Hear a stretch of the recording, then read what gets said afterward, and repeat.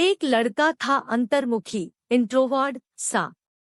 ना किसी से ज्यादा बातें करना, ना कहीं ज्यादा आना जाना, बस अपनी ही दुनिया में खोया रहना।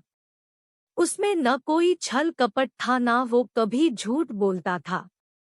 वो जिस कॉलेज में पढ़ता था वहाँ एक सुंदर लड़की भी पढ़ती थी। लड़के को वो लड़की खूब पसंद थी, लेकिन अपने अंतर्मुखी स्वभाव के चलते वो कभी उसे अपने दिल का हाल बता ही नहीं पाता। यहाँ तक कि इस लड़की से सिर्फ बात करने में भी उसके पसीने छूट जाते। एक दिन कॉलेज खत्म करके घर लौटते वक्त अचानक बारिश होने लगी। लड़का बारिश से बचने के लिए एक पेड़ के नीचे जाकर खड़ा हो गया। सद्भाग्य से उसी पेड़ के नीचे वही लड़की भी खड़ी थी जिसे लड़का पसंद करता था। लड़का मन ही मन बहुत खुश हो गया। लड़की भी लड़के के तरफ देखकर मुस्कुराई। लड़का कुछ बोल नहीं पा रहा था, तभी लड़की ने ही लड़के से बात करना शुरू कर दिया। लड़की ने बताया कि वह लड़के को जानती है। धीरे धीरे लड़के की भी हिम्मत खुली और उसने भी लड़की से बातें करना शुरू कर दिया। बातों ही बातों में लड़के को पता चला कि सिर्फ वो ही नहीं, लड़की भी उसे पसंद करती है, क्योंकि लड़की की बातों से साफ पता चल रहा था कि वह भी लड़के के बारे में काफी कुछ जानती थी, जो तभी होता है जब कोई किसी में इंटरेस्ट रखता है। बारिश और ज्यादा जोर से होने लगी और पेड़ के पत्तों से पानी की बूंदें उन दोनों पर गिरने लगी। उनसे बचने के लिए वह और पास खड़े हो गए। इतने पास खड़े होने पर लड़के और लड़की की एक दूसरे के प्रति की भावनाएं ज्यादा स्ट्रांग हो गई। लड़के ने जीवन में पहली बार हिम्मत करके लड़की से बोल दिया कि वह उसे पसंद करता है। लड़की खुश हो गई और उसने भी यह बात मानी कि वह भी लड़के को काफी पसंद करती है। इस तरह से दोनों का प्यार उस पेड़ के नीचे एक नई मंजिल को पा गया। अब दोनों में उसी पेड़ के नीचे कई मुलाकातें होने लगी। वे अब एक दूसरे के बिना रह नहीं सकते थे।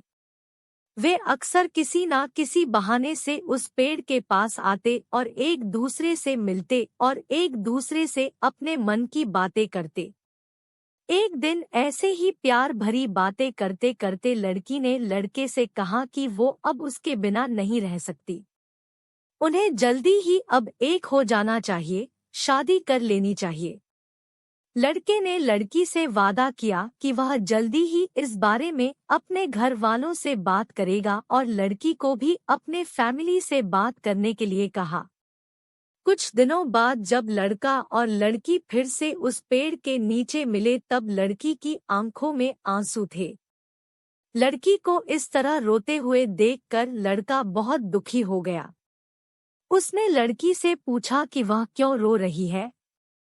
लड़की ने बताया कि उसने अपने घर वालों से उनकी शादी के लिए बात की तो उसके घर वाले बिल्कुल नहीं माने और उन्होंने जबरदस्ती उसकी शादी किसी और से तय कर दी। उसकी माँ ने उसे कसम दी है कि अगर उसने उनके खिलाफ जाकर शादी की तो वह उसका मरा हुआ मुंह देखेगी। लड़की ने लड़के से माफी मांगी और कहा कि हो सके तो उसे भूल जाए। लड़का लड़की की बातें सुनता रहा और उसकी आंखों से आंसू बहते रहे। लड़के को रोते हुए छोड़कर लड़की अपने आंखों में आंसुओं के साथ अपने घर लौट गई। लड़की की शादी तय हो गई। शादी का दिन आ गया। लड़की सज धज कर बैठी हुई थी, लेकिन उसके चेहरे पर कोई खुशी नहीं थी। तभी लड़की को एक पार्सल मिला जिसके ऊपर एक चिट्ठी भी थी। लड़की ने उस पार्सल से चिट्ठी को निकाला और उसे खोलकर पढ़ा। चिट्ठी उसके प्रेमी की यानी उसी लड़के की थी। चिट्ठी में लिखा था, तुम शादी कैसे कर सकती हो? तुम अपनी शादीशुदा जीवन में कैसे खुश रह पाओगी जब तुम्हारा दिल तुम्हारे पास है ही नहीं? क्योंकि तुम्हारा दिल तो मेरे पास है। मैं तुम्हारा दिल लौटा रहा हूँ ताकि तुम अपने पति को भविष्य में प्यार कर सको और तुम्हारी शादीशुदा जिंदगी अच्छी चले। लड़की ने उस पार्सल को खोला और देखकर वो बेहोश हो गई। उस पार्सल में उस लड़के का खून से लथपथ दिल था जो उसने निकालकर उसे भेजा था।